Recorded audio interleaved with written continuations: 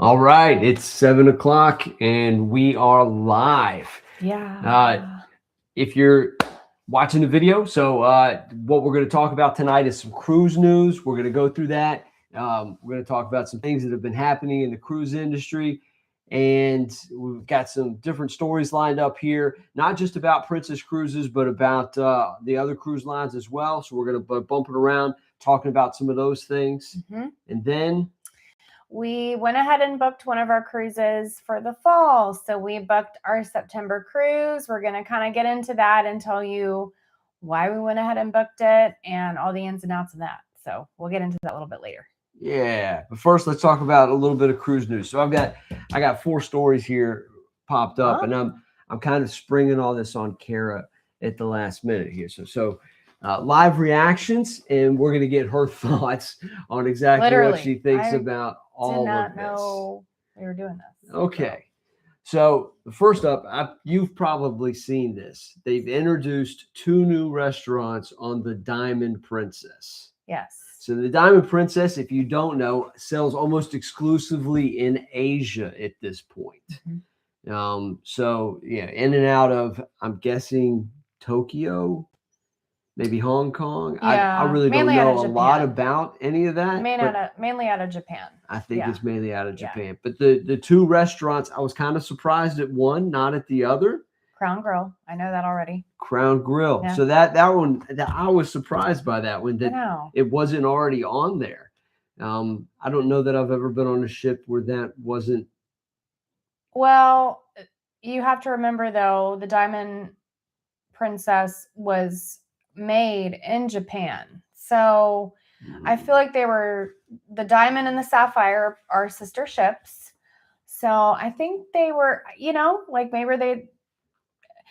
maybe they weren't as Americanized, if that's maybe the right word to say for it. Yeah, a big steakhouse, I guess that's pretty American. Yeah. And the second I already know as well. Which is? Makoto Ocean. Makoto Ocean. Yes. Which, that one was a little surprising as well. Like, if you're going to stick one on a ship that's coming in and out of Japan, you'd think it would be... Well, that's been kind of a newer offering. Yeah, that's a newer venue for Princess, because they've always had, I shouldn't say always, but as long as I can remember, they've had like the Ocean Terrace sushi on a lot of the older class ships. So we've never been on Diamond or Sapphire. So honestly, I don't know. But yeah, that's a good point. But yeah, that's exciting that they're adding those too. So new restaurants on the Diamond Princess. So that's the first thing, and those are our kind of 2 takes on that. Okay, that wasn't a big shocker. Not a big shocker. I actually knew about those. Okay, did you know that MSC has announced that they are investing $500 million to build like a Coco Cay or whatever in Freeport on Grand Bahama? Oh, wow. So the article that I read, $450 million of that is going to go to build their setup, right? Okay. Would be like, what's the princess one is named? Princess Keys. However, that's not in the same location. Not in the same location, but they also, I can get into that in a minute, about how they also are stopping on another private island. Do you want me to go and talk about that now? No, let's finish this up first, and then we'll go to that. Okay. But this is also in Freeport, is the Carnival little stop. Right. So they've announced that it's going to be a lot of, it's big for big Grand Bahama, right? There's a lot of jobs, a lot of infrastructure. They're also investing $50 million in like reconstruction of the port in Freeport. So hopefully, I guess the idea is, they're going to build some more places inside the port, like shops and all that kind of stuff. And then they're also going to like deepen it so that more boats can get in. Yeah. So, I mean, Freeport's not a place you normally stop. We don't stop in Freeport a lot. We usually stop in Nassau. So maybe this will help get more ships in and out of there. And we've never booked on MSC. So if you've cruised on MSC, leave us a comment in the chat. Let us know. Put in the chat. Let us know your thoughts on it, because honestly, that is a cruise line I kind of want to check out. I've heard, that the layout of their cruise ships is actually pretty beautiful, despite the fact that, MSC started out as just like a commercial shipping containers. You still see the containers with the MSC written on the side. Yeah. So, but tagging on to that, so Princess is obviously owned by Carnival Corporation, the same way that Celebrity is owned by Royal Caribbean Corporation. Right. I mean, obviously MSC is, as far as I know, its own little gamut. But as of, I believe, at the end of last year, Celebration Keys is always normally been kind of one of the private, and they might have just rebuilt it. I'm sorry, you guys. Yeah, they just rebuilt that. Yeah. And it's enormous. So they put a lot of money Carnival into that. used to just stop there, Carnival ships. But now Princess is going to start stopping there. So I don't know if they're completely doing away with Princess Keys at some point and thinking that they're just going to tag on Celebration Keys. But if you have any Princess cruises booked, especially for 2026, and maybe initially you were going to stop at Princess Keys, I would check your itinerary, because a lot of those places now it's changed to Celebration Keys. Oh. So that's something I didn't know. Yeah. I had not seen that. Hey, I sprung something on him for the live stream. Yeah, so that's kind of exciting. I'm going to be curious about what it kind of feels like, looks like. Obviously, we kind of don't really get off the ship anymore when we stop at Princess Keys, just because. Been there, done that. Yeah, and I've been there, done that several times now. So once you've kind of seen it, it's, it's fine. I mean, if you've never done it and you've never seen it, or even if you've done it once or twice, I would say like probably 5 or more times, you're kind of like, okay. And, kind of being casino people, thankfully Princess stays open, or opens earlier in the day, so that we get to be in there. So we kind of take advantage of that, trying to get those points. Yeah, but nice and empty. Yeah, I'm going to be curious to see Celebration Keys. I don't believe that we're currently booked on any cruises. I'll have to look back and see. But I am pretty sure that we yet are going to see it for this year yet. But I do know that a lot of Caribbean Princess itineraries have changed, where it was, because there was one I was looking at, and it might have been our family cruise when I was just researching and looking at different ones. That one originally was going to stop in Princess Keys, and now it's going to go to Celebration. So be on the lookout for that. If you've been to Celebration Keys, leave it in the chat, because I've heard some things. I don't know all things. I don't know what you think about it. Do you like Princess Keys? Do you prefer Celebration? Let us know. We'd like to hear about it. Next up, anybody that likes Oceania. Some dear friends of ours do. Adult-only cruises now. Did you hear that? It's kind of like a move. I think doesn't surprise me. I've read an article where several companies are thinking about moving that way. Like Virgin Voyages. Yeah. Exactly. Mm-hmm. I mean, so is it 18 plus? One of the reasons we chose Princess was because there's less little ones. Yeah. Not that we're not anti-kid, but we pay for a vacation, and it's kind of nice not to hear teenagers running up and down the hall at all hours of the night. You don't have a lot of shenanigans. As some of these, old timer people like us like to say. Yeah. Well, and then I'll tag on to that, just another Oceania thing. We saw that we were looking at cruises last night. Oceania is offering new sailings to celebrate the 250th anniversary of America.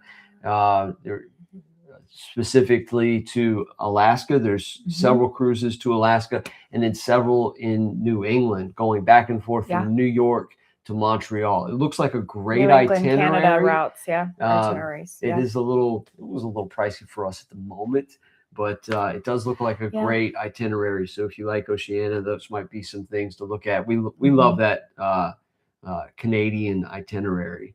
That's some of our favorite ports.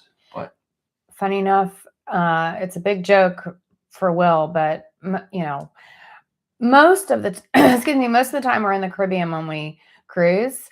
So we've been to pretty much all of these Caribbean islands, if not twice, 3, 4-ish times. I don't really get off the ship anymore just because I'm thinking I can get my pole under. Everybody get off the boat so I can get my space. So, which I love, truthfully. Cruising for me is I love the ship, and I love the fact that I don't have to cook, clean, or make my bed. So that's really my biggest perk of having to cruise. But on the Canada, New England itinerary, I'm off the ship pretty much at every port because it's fun, and it's a way, when Will was growing up, he did a lot of road trips with his family. And my family was not a road trip family. We, looked at camping as like staying at a hotel, not, camping. So we weren't a road trip family. So therefore, like, I feel like I haven't really seen a lot of the US.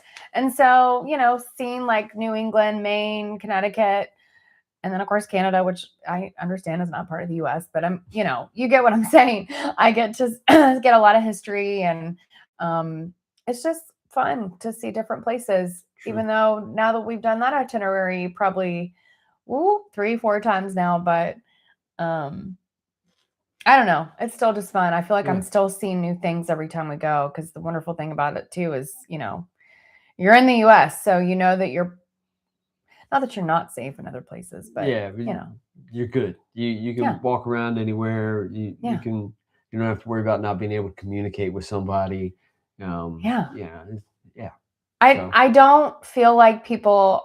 This is funny. I don't feel like people in our age group. We're in our 40s, so every time that we've done this itinerary, we've done it.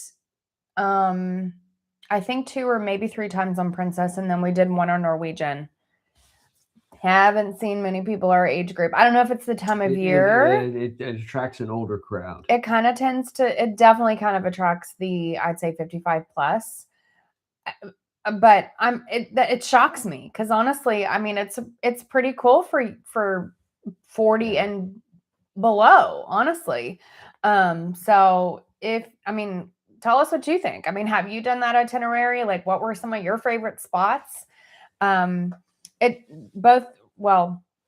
all 3. Sorry, I don't remember. We've done it 3 or 4 times, but each of those times we haven't necessarily hit every single port the same time twice. Right. So we've only done it where we've hit Boston. I think we have done it 4 times because now I'm remembering. It is 4. Yeah. We've hit Boston twice because we met our friends up the first time that we did it. Hey. And did a pub crawl that was organized by the husband of our friends, and that was good times all around. But the other 2 times that we did it, we didn't hit Boston. And then we don't always hit Connecticut every time that we go. And then it's also a different place in switches up in Maine. Bay of Fundy or St. John with Canada. Oh, wait, no, St. John is in Bay of Fundy, right? Anywho, it swaps either up, itinerary that you do. No, but you also swap up Portland and Portland, Bahama. Yeah. So I mean, anyway, all that being said, it's one of our favorites. We do typically do it in the fall. So I guess I will segue-ish into talking about the fall, about why we decided to go ahead and book September. Yeah. Let me touch we're on not this. done with cruise news. It's all right. This last one goes right into that because I think it speaks to why we had to go ahead and put the deposit down. And so let me jump into this, and then you can go right into your thing, and let's see if you can guess the segue there. So I was reading it was like a Reader's Digest poll or something like that today, and it was Reader's Digest. I don't know. It's one of the. It could have been USA Today. It could have been anything, but it was like the top cruise lines of the year or whatever. Okay. And their 2 highest rated The first one, I'm going to be honest, I can't remember the name. It was a smaller yacht-based cruise line that Maybe like does the Ritz-Carlton. powered sail. So Hmm. these are smaller, much smaller vessels. The Windjammer. second one was Viking, which we all know it does the river cruises. I'm sure you've seen the commercials about the river cruises. But the whole article talked about a move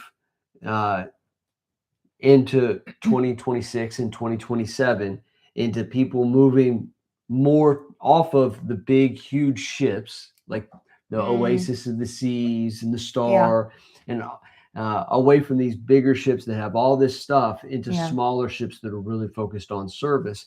And I was thinking, well, I could see the reason behind that being that you just have so many more people now cruising on those ships. It's much harder to book, and it's getting to be more crowded. Yes. And so like the top end type people that can afford to do those kinds of cruises are moving to those kinds of cruises to kind of get back to, because you do get a whole lot better service. I'm sure you get much better food and the whole nine, but you're definitely paying a premium for all those things on these smaller ships. It's a different experience, that's for sure. But it could be the increase in popularity. I also saw something today that like 22 million people are expected to cruise this year.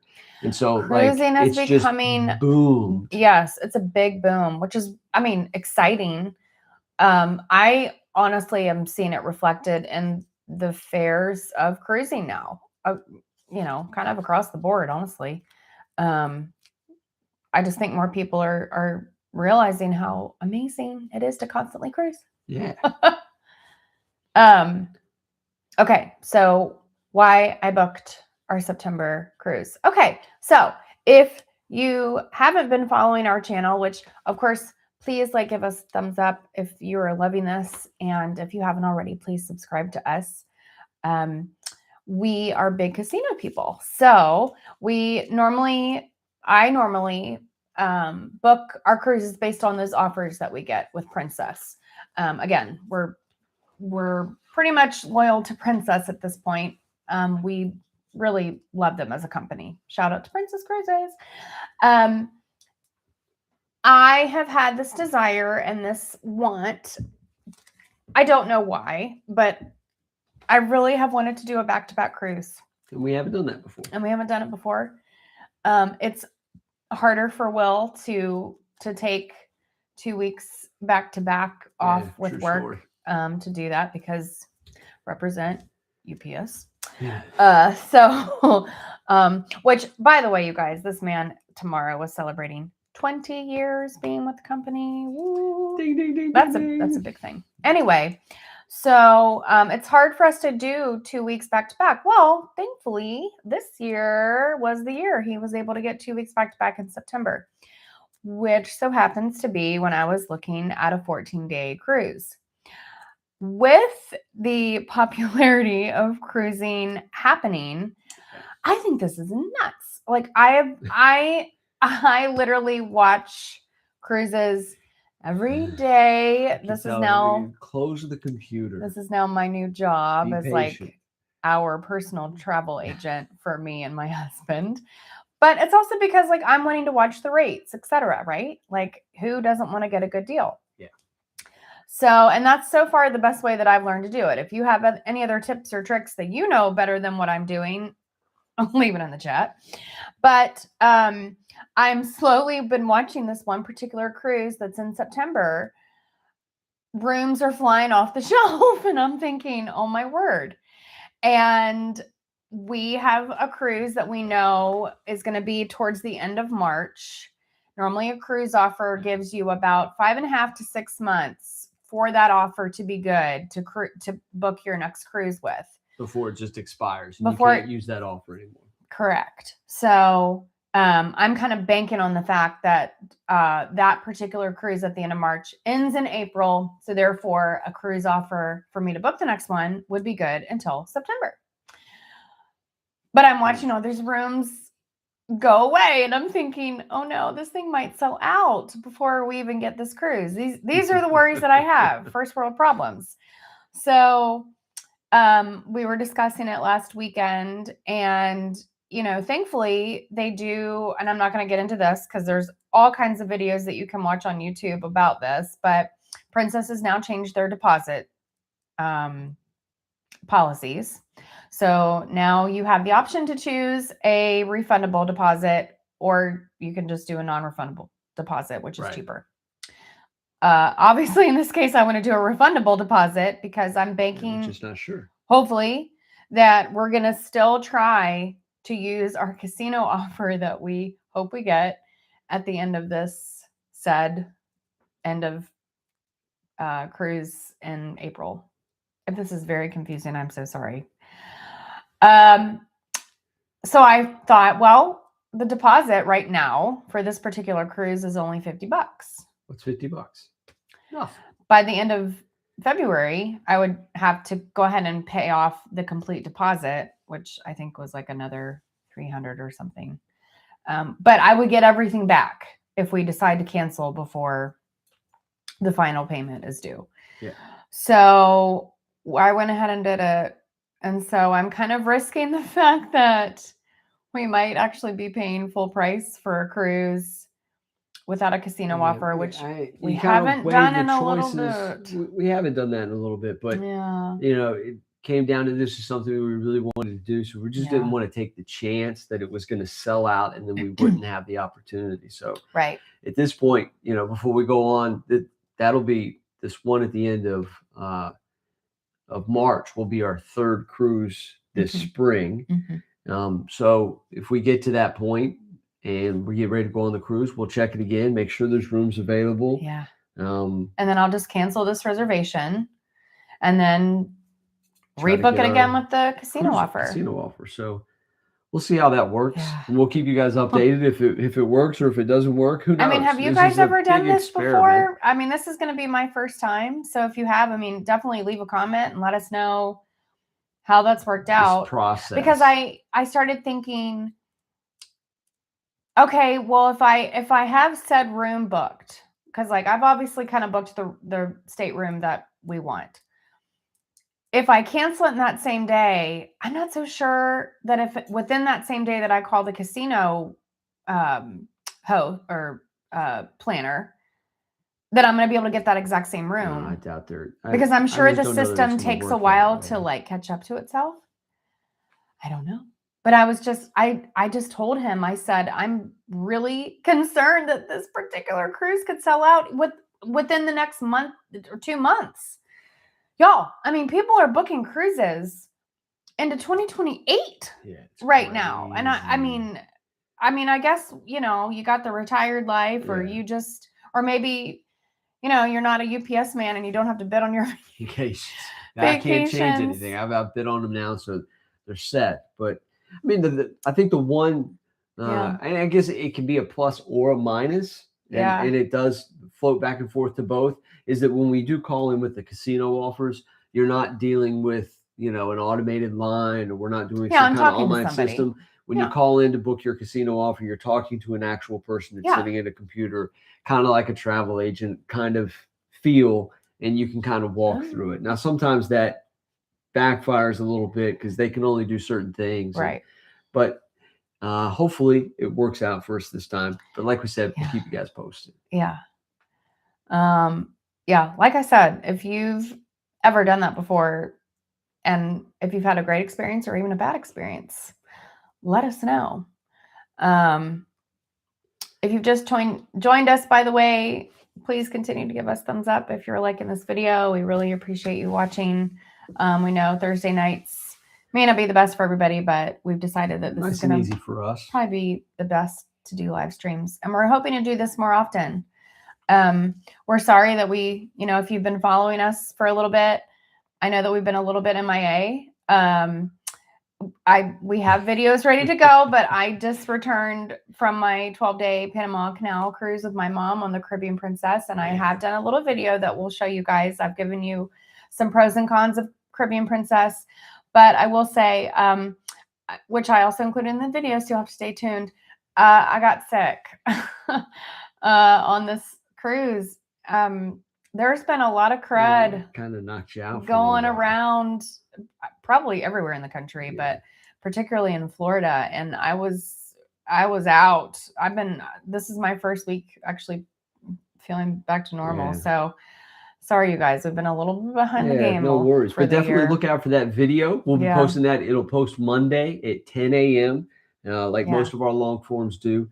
And Kara goes kind of a real nice deep dive into what happens if you get sick on a cruise, kind of the best things to take along with you to kind of help mitigate those kind of things. It's a real good, that's something everybody's kind of concerned with. You know, a lot of, you hear people say all the time, they're never going to go cruising because it's kind of a floating petri dish.